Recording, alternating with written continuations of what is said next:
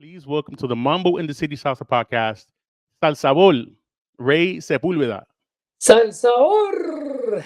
Como? How you doing, buddy? I'm doing absolutely amazing. I'm very excited to have you, and thank you so much. This is an honor. No, thank you. Thank you for having me, man, for the first time. And I'm very honored and privileged and contento de poder. We got Spanglish here, right? We're doing You Spanglish. talk about this is your show tonight, my man. So you talk Spanish, English, whatever you want. este, Un poquito de todo. yeah, el apoyo y el cariño que siempre me han brindado to all the people that are watching and those that are not. And, like I was doing before, knock on wood, right here on my head, everything's good. God is good. That's all, man. Listen, on the side here, you're gonna see amazing gentlemen here that are gonna pop up, and you can. Oh, Uh, yeah, absolutely. Nelson, un abrazo. like I tell you that. So a lot of the times we get surprises on here. It's amazing. Pedro Blue showed up one time. Richie Oh, that's comes on a cool, lot of man. times. So we hope to get a lot of people on. It's a blessing to be doing what I do and to get paid for what I love to do. I couldn't reach the major leagues playing a little semi-pro baseball, so I stuck to the music. That's amazing, bro. And it's been a long, a very long and successful career for you. I Thanks know to that. you guys. Yeah. Well, I'm the biggest fan. I mean, before we get into anything, I mean, I used to go see Ray at Broadway too, and Wow, nice place, right? yeah, what a That great was a place. very nice venue. Yes. Do you remember who was in your band during that time? Oh my God. Chino Nunez, ¿qué más? Yeah, Chino, Ricky Gonzalez, Mira para eso. uh, Tony Perez, todavía my best friend and my right hand man, Pee Wee Fernandez, Corita, yeah, Hector Colon, Chris Washburn, Cepeda on trombone de la familia Cepeda, Junior on the congas, the mechanic, Figgy Figueroa Wow, yeah. on bongos. I mean, on the bass player estaba Humpy, Abutro Che, después de eso Tavares. No, you know what? Great bunch of guys and great bunch of musicians, and they're the ones that made the band.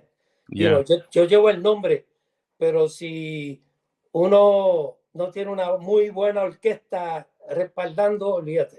It's yeah. not the same.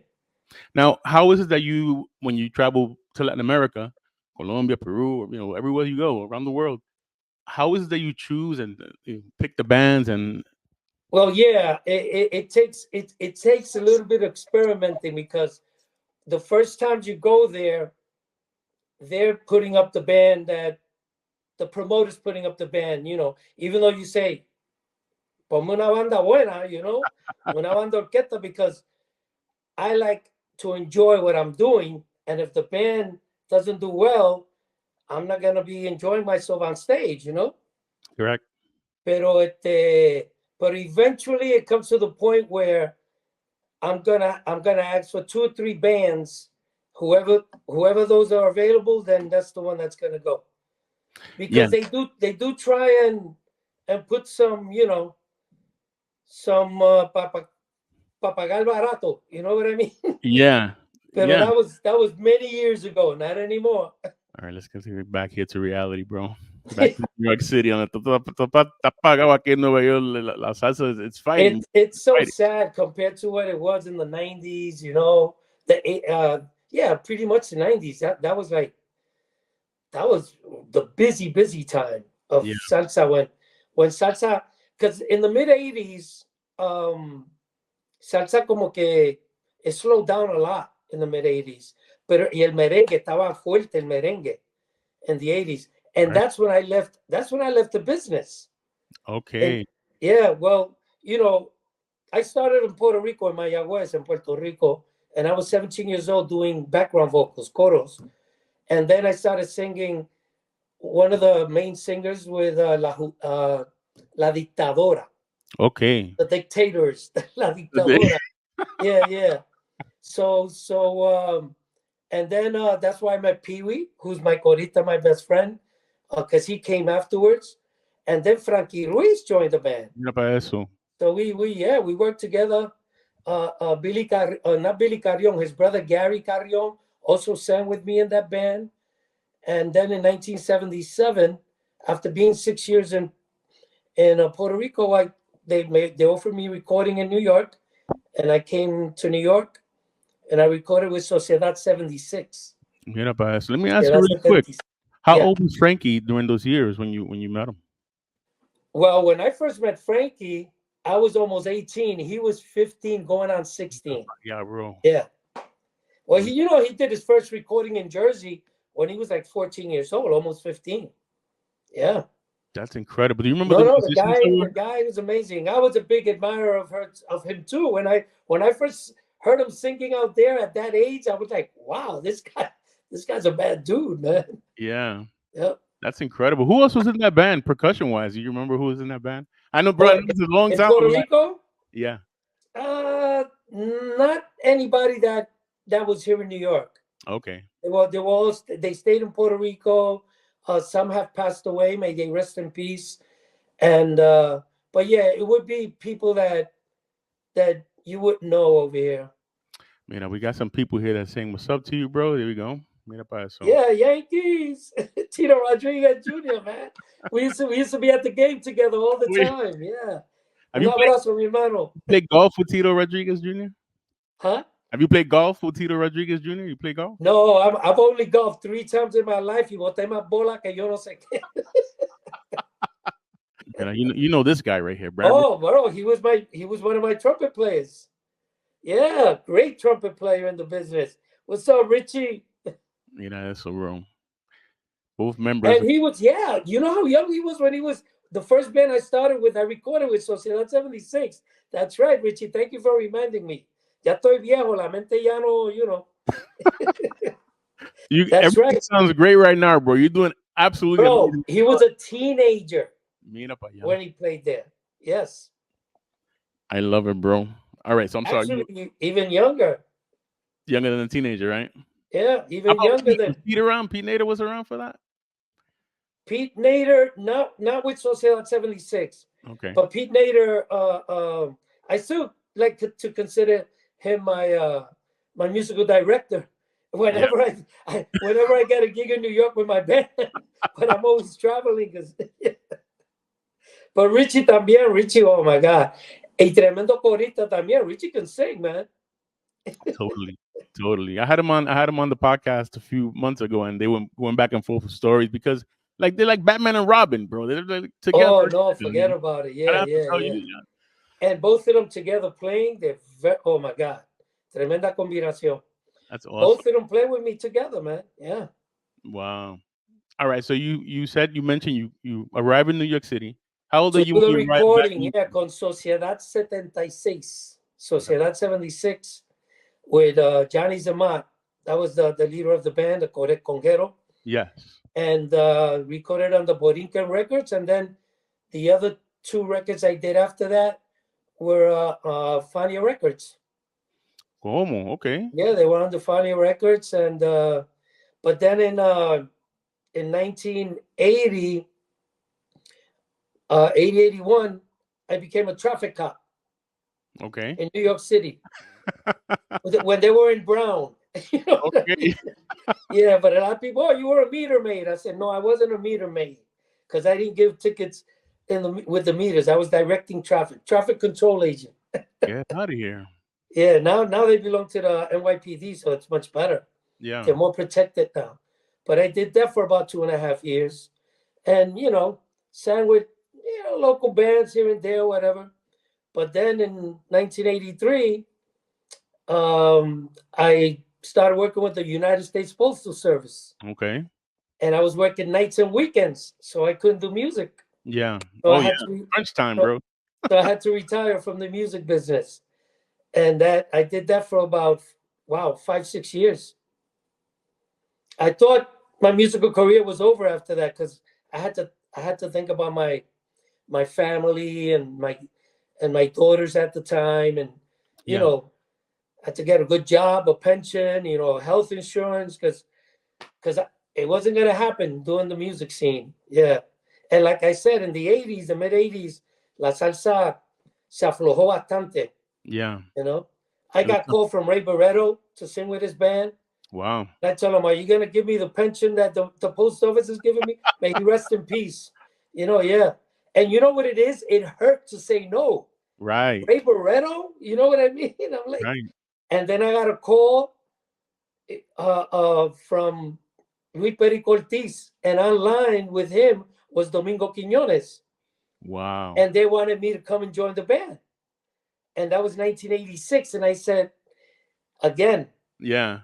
are you gonna give me a pension, pay me what the post office is paying me, health insurance, all that stuff? Yeah. And again, con el dolor en el alma, I had to say no. Yeah. You were like a great New York Yankee at the plate, bro. You were watching the Bulls fly, bro. Ah, no, no. yeah, exactly. I So, get you. and it hurt so much, and it still hurts, because Yeah. that would have been, pero I had to think about my family, you know. But entonces vino la salsa romántica, Oof. you know, and I used to, working in the post office with my headphones on, I used to listen to Frankie Ruiz, Eddie Santiago, Willie Gonzalez, David Pavon, all these guys, and I used to hear those songs, and I said, I can do that, man. Yeah. And then Johnny Zamat came and told me, listen, I'm gonna do an album of salsa romántica. It's gonna be under I can't remember the record label right now. Mercury Records and Polygram. There you go. But I was itching to do, and I told him, you know what? I'll record the record, but with this trips and stuff like that, I'm not leaving my job. Yeah. He says, yo, just record it, you know, who was the producer? Sergio George. Sergio George. That's when I first met Sergio. Wow. And Sergio, in a way, molded the Ray Sepúlveda style. Yeah, the sound. To a certain way, yeah. Yeah. Sergio's a bad dude, man. And I appreciate him very much. So I did the record, and boom, it was amazing how it took off. People were saying, who is that guy? That voice is kind of like, who does it sound like? Sometimes people used to say, oh, it sounds a little like Frankie or vice versa or whatever. But, you know, hey, Frankie and I kind of like picked off each other. Yeah. When we were younger in Mayagüez, Puerto Rico, you know. Wow. Pero yeah, it was, and the rest is history, man.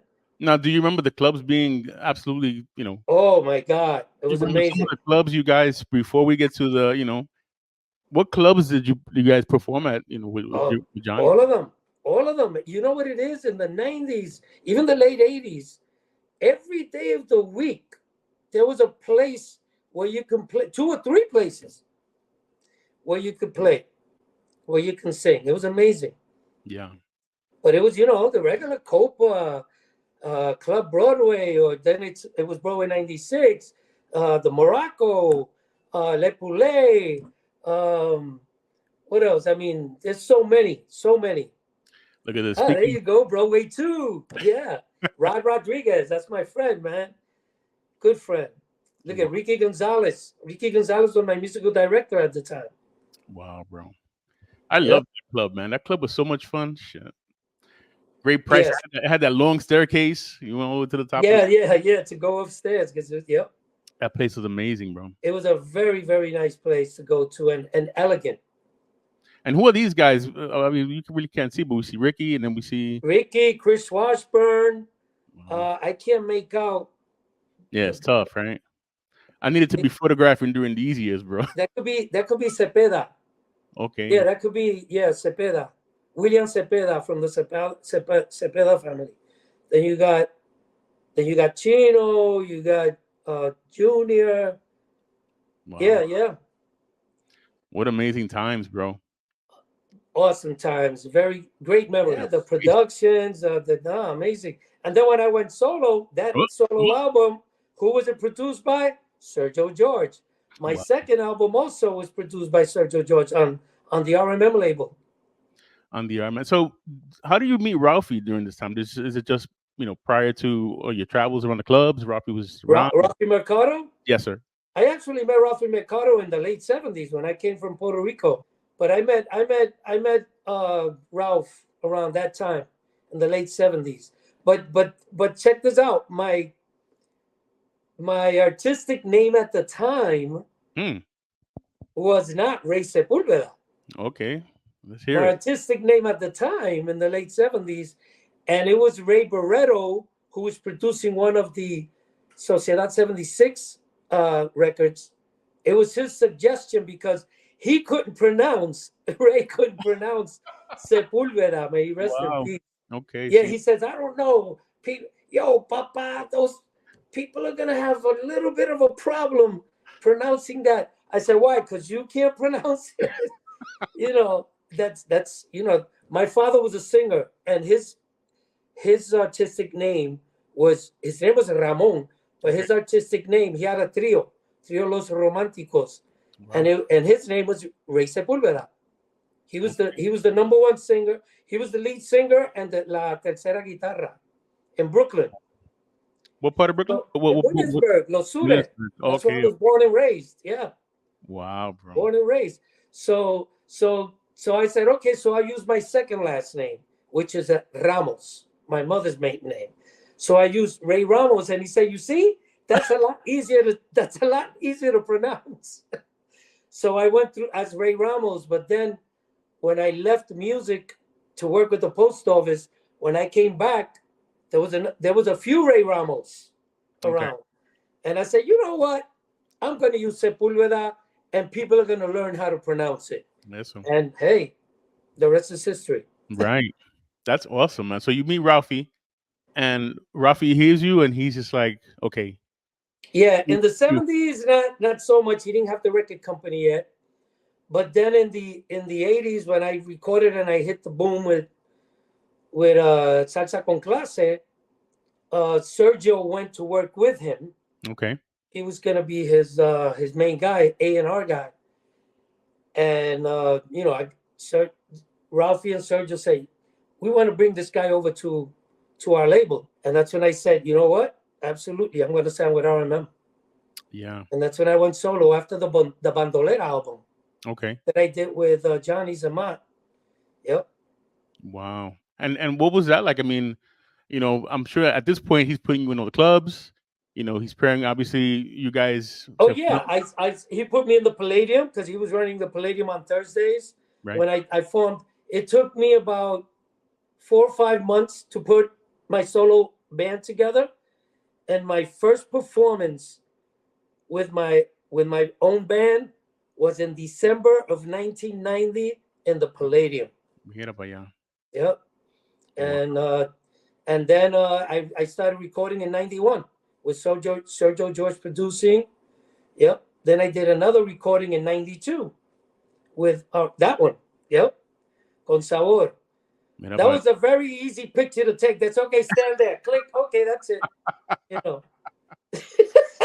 Just give us your $1 million smile, and That first number, I'm on it. Jesus Christ, bro. isn't that a beautiful song? That's originally Cuban. Yeah. What a number, bro. And look, and you know what sells Ray, absolutely sells Ray, is a smile. Let me tell you, the first time I saw La Perfecta Combination live and I saw you and Johnny up there, Johnny Rivera, I'm Johnny Rivera. wow, this guy's gonna be, charisma. He just, that it's a smile draws you in, and then you hear the voice. And I'm like, who are these two guys? Because I didn't know. And that's my brother, man. Johnny Rivera is a hell of a singer, man. Yeah. I'm a big admirer, always have been.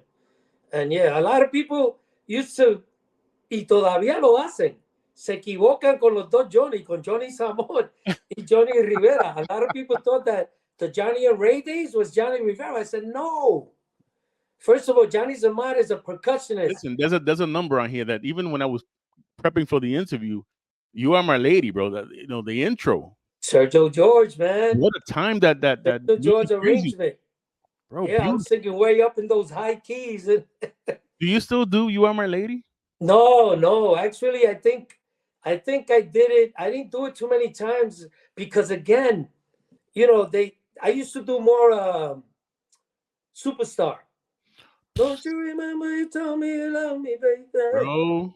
Yeah, that we used to do more live, pero como no le dieron promoción a You Are My Lady, Yeah. you know, I played it a few times in the clubs, but you know, there were other songs that were bigger hits that I had to play. Yeah. And you're limited to a certain amount of songs. So do you feel like the New York crowd would understand the You Are My Lady and the Superstar a lot stronger? The older New York crowd, Oh, absolutely. definitely, right? Wow. Absolutely. Yeah. I love that. I I love loved the salsa en inglés, you know, the Yeah. English salsa was awesome. Mira eso, bro. Mira There eso. you go. Now we're getting into deep water, bro. 1993. Mira pa eso, bro. Look at this. This is like the second coming, like the Fania, right? The second coming of the. Yeah, pretty much the same concept, you know. Now, Uh, who pitched? First of all, who wrote "No Vale la Pena Enamorarse"? okay, the same guy that wrote Bandolera, Come on, what's his Alejandro name? Jaén. He's a cantautor, composer from Spain. He lives in, I think he's still living in Miami.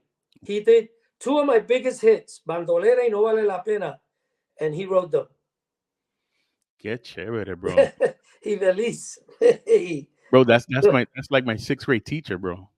Wow, That's my sixth grade teacher in St. Anselm when yeah. that's awesome. Yeah, so she was Superstar. That was a hell of a song too. what a number, right? Yeah. So Ruffy pitched Sergio George. Yeah. how did Ruffy pitch that Perfecta Combination to you, and how did you land with Johnny? Well, no, okay. That was Sergio George. You know, This is the reason why. One of the main reasons. Sergio, we used to do background vocals in recordings for other artists, and Sergio would always call me and Johnny because our voices blend so well. yeah, We used to do a lot of the background vocals. So when that song, when they were dando canciones, he said, "No vale la pena" is for Johnny Rivera and Ray Sepúlveda to do. And yeah, man, and it's awesome. I'm glad. I'm glad he gave it to us yeah. because that's like I said before, one of the biggest, if not the biggest, hit from that album. Wow. Mira esa pregunta que dio Richie aquí. Look what Richie's asking you, bro. Oh, I am older by 1 year. Okay. By 1 year, yeah, I'm older than Johnny Rivera. Actually, I'm older than Johnny Rivera, than Canario, Tony Vega. Yo le llevo un año a todos ellos, pero ellos se dieron a conocer mucho más antes que yo, because again, I left music for those six years, you know. Right. Pero yo me di a conocer I was 31. Wow, bro. Yeah, but I look like I was in my 20s, in my early 20s or mid 20s. But yeah, we did something else after that together. Un homenaje, un tributo al Gran Combo. Okay. Swinging song. Angel, the musical director for Mark Anthony, the trumpet player, it was his production. Okay. And he said, "I want you and Johnny to do this song." And nice song, man. But I'm talking about maybe 15 years ago. Yeah. But again, I mean today, an album with you and Johnny Rivera, un romántico, I mean a whole album? A whole album, I mean I wouldn't mind doing it. Yeah, you guys ever thought of just No, we've always thought about doing something else together. Yeah. And he has a recording studio in his house in Puerto Rico. Okay. His wife and my wife are very good friends also. So whenever we go over there, we stay in their house 1 or 2 days. Yeah. It's awesome, yeah. And but yeah, that would be great. Pero la cosa es que, the business right now, why do you see not too many, years ago we used to record every year or every other year. Right. But now years go by, even a Gran Combo that used to record, all the time. It's crazy, bro. Okay, let's see who's here. Mira. Mambo Mario Diaz. Oh, tremendo bailarín, bro. What's up, Mario? Tremendo. Yep, 1992. There you go. I just saw him in Atlanta a few months ago. I went to gigging in Atlanta, and we went out to lunch and everything. Yeah. Qué chévere, bro. Saludos, Liz. Mira, Fratelli Avenue, where I used to live. See, Yep, that's right. That's right. Ricky. Yo, man, what's up, Ricky? Oh, I heard yeah. yeah, man. And his brother, may he rest in peace. You was part of your band as well here in New York City. Yeah. Um, I love it, man. What a great. Let me ask you this: how does it feel to do collaboration? You did a collaboration with Guayacán. Oh, it was cool, bro. Let me tell you the story on this, right? Oh, hit me. Because I was going to Colombia, man. Wow, 3, 4, 5 times a year, and that's why I've been there so many times, over 70 times. And the guy that represents me, who's the bongocero, Alejandro Triple A Arce, and he used to do the Triple A Campaneo. percussion and instruments, yeah, maraca, campana, and all that stuff. He doesn't have the taller anymore, but he told me, Maestro, and I love him like a son. I say, he still represents me, 18 years, Oh, but wow. in Colombia, Yes. Maestro, vamos para el estudio hoy. And I'm like, what? He's just picking me up from the airport in Cali. I'm getting off, and he says, hoy o mañana, como usted se sienta. Dice, pero ¿para qué? Yo no sé nada de grabación. No, que lo que está Guayacán quieren que usted le grabe uno de los discos que yo habían hecho before. I said, pero ¿qué canción? And they told me the song. I said, I don't even know the song. He said, pues te vamos a dar la música y usted, you'll be able to do it. You'll be able to do it. Bro, I went the next day. I learned as much of the melody as I can, and I went the next day and I recorded it. Wow, bro. Without even knowing the song. That's the confidence that they have in you, brother. Just to Yeah. And you know what? Quedó bastante bien. It's nice. It's a nice tune. 25th anniversary. And it was a privilege and an honor because they're awesome, man. They're awesome. Just like Nietzsche. Those are my boys. Right there, bro. Like, forget it. Look at this one. Gale, Grupo Gale, all those people out there. Oh, there you go. That was produced by the piano player Ricky Gonzalez. Tremendo músico. Wow. Y tremenda persona, Ricky. So what? You have five albums on your own? Is it 5 albums? 5 albums como solista, yeah. With R&M, yeah. R&M, okay. And the 6th album, as fans are never, bro. Fans, no matter what I know. But you know what it is? Check this out. The fans always ask me, especially in Spanish, they say, Maestro, ¿cuándo vas a grabar algo nuevo? Y yo le digo, ¿para qué? Si siempre me piden lo viejo. It's the classics that's got me working, Yeah, I saw Billy Joel the other day at Madison Square Garden. Yeah. And he says something like that. He says, I play the same old, Exactly. Yeah. It's the classics that have us working. Look, El Mismo Gran Combo,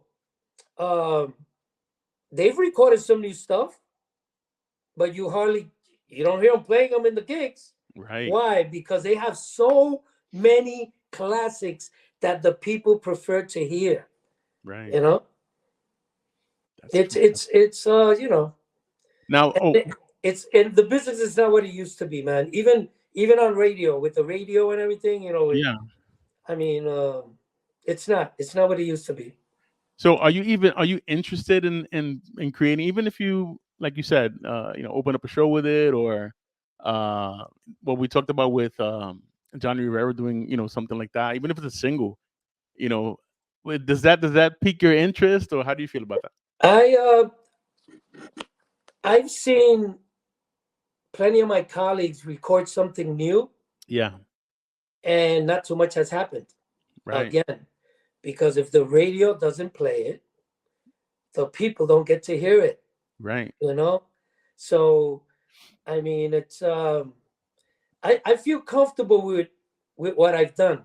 Yeah. And yeah, it'd be cool to record something new and stuff, but I really have to feel it. Yeah. Well, bro, the voice is there. You know, the talent is there. The charisma, the knowledge of years in the music. Eso es lo más fácil. But it's Gracias, maybe gracias. Ray. Yeah, no, and I take care of myself. I take a lot of pride in how I sound live. When people tell me, and I get this all the time, Maestro, es increíble.